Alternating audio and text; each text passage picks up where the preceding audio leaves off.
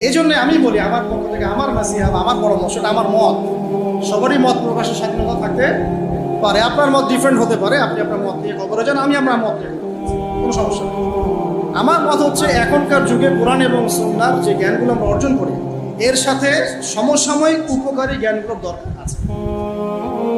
যে প্রতিষ্ঠানগুলো করতে চান সেগুলোর মধ্যে এই সিলেবাসগুলোকে ইনক্লুড করে সিলেবাস বানানো।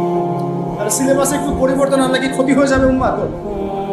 কোরআন সুন্নাহর সব উসুল ঠিক থাকবে, আমাদের সব যা আমরা আকীদা রাখি, আমরা যে মাযহাব ফলো করি, যে মানহাজ ফলো করি, সব ঠিক থাকবে।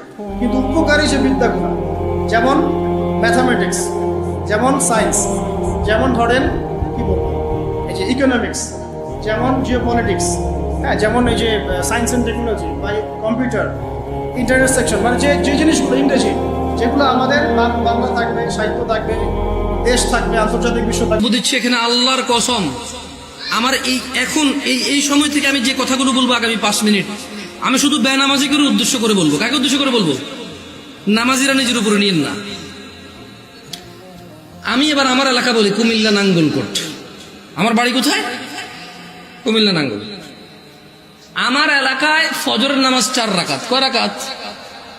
জোহরের নামাজ 12 রাকাত। কত রাকাত? আসরের নামাজ 8 রাকাত। কত রাকাত? মাগরিব 7 রাকাত। কত রাকাত? একটু আমার সঙ্গে সঙ্গে বলিন, কেমন ভাল লাগে শুনতে। ঈশান নামাজ 15 রাকাত। কত রাকাত? 15 রাকাত। তাজহিজুল মাইয়িত, মারা গেলে লাশ রেখে দেয়া যায় না, তাড়াতাড়ি দাফন করে দাও। নামাজের সময় হলে নামাজ পড়ো, দেরি করো না।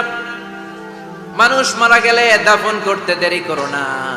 বান্দা যদি পাপ করে ফেলে তওবা করতে দেরি করো। এজন্য পাপ করার সাথে সাথে তওবা করার দরকার আছে না নাই? এখন তওবা যে করব, কোন সিস্টেমে করব?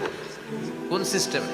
ভুল হওয়া মাত্রই আপনি অনুতপ্ত হয়ে চোখের পানি ছেড়ে আল্লাহর কাছে মাফ চান, আল্লাহর কাছে ক্ষমা চান, এটার নামই তওবা। আমাদের দেশে হুজুরাই না তওবা পড়ায়, আছে না নাই?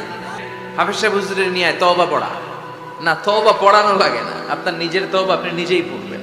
আপনি অনুতপ্ত হয়ে চোখের পানি ছেড়ে আপনার আল্লাহরে ডাক দেন, ডাক দেয়া মাত্র তিনি সাড়া দেবে। চিল্লায় বলেন ঠিক কি না?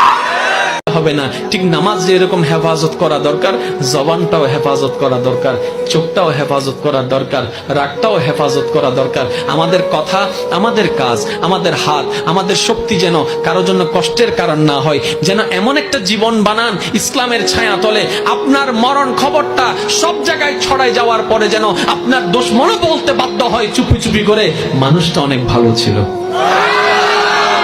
কারণ মুসলিমের সাথে আল্লাহ থাকে। মুসলিমের বদদোয়াকে বিশ্বনবী ভয় করতে বলেছেন, কারণ মুসলিমের বদদোয়ার মাঝে আর আল্লাহর মাঝে পর্দা থাকে।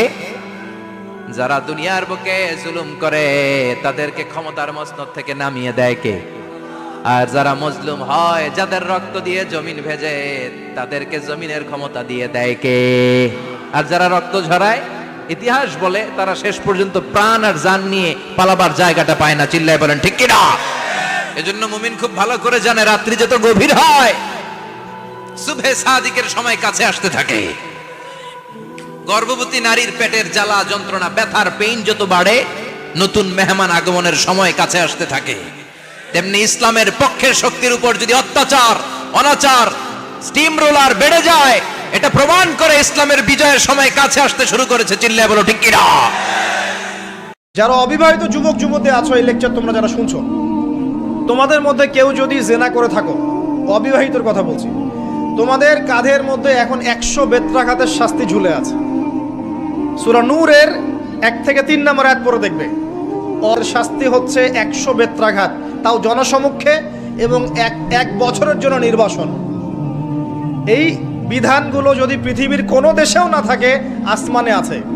মরার সাথে সাথেই এই বিধান কার্যকর হবে ইনশাআল্লাহ। বাঁচার বুদ্ধি কি? একটাই উপায় আছে। এই লেকচার কানে চলে গেছে, অনতি বিলম্বে অজু করবে। অজু করে খালেসভাবে রাতের শেষ রাতে জায়নামাজ বিছাবে। জায়নামাজ বিছিয়ে আল্লাহর সামনে দাঁড়িয়ে 2 রাকাত নামাজ পড়বে। পড়ে নিজের পাপের কথা স্মরণ করে চোখ দিয়ে দরদর করে পানি ফেলে দিবে। আল্লাহকে সেজদায় গিয়ে বলবে, আল্লাহ আমি জেনা করেছি, আমাকে মাফ করে দাও। আল্লাহ আমার এই পাপের কথা কেউ জানে না, তুমি জানো, মাফ